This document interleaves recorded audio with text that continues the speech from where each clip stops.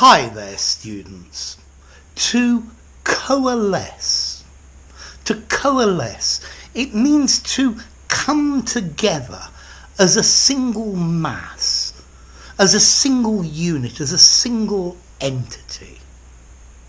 For example, first I made the milk curdle, and then I drained the liquid, and when the liquid was drained, it all coalesced into a piece of cheese. It joined together. Over time, several small villages coalesced to form the city that you see today.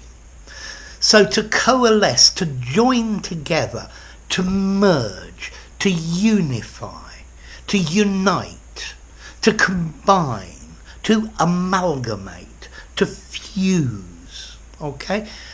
To become one unit, okay? To join together.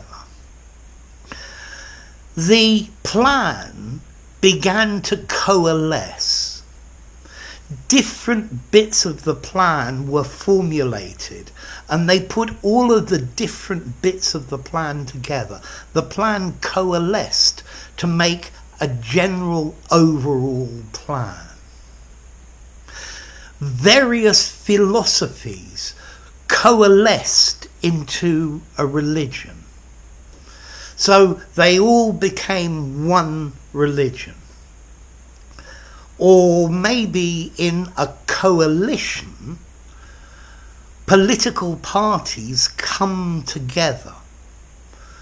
So various small political parties coalesced into one big political party. A coalition is in government where various groups work together as one group. They don't necessarily coalesce, become one piece, but they work together. The different ideas coalesced to form a theory. So to coalesce, to make one big piece.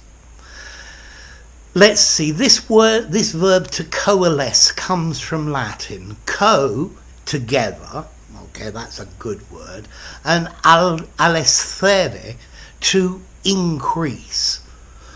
So, to increase together.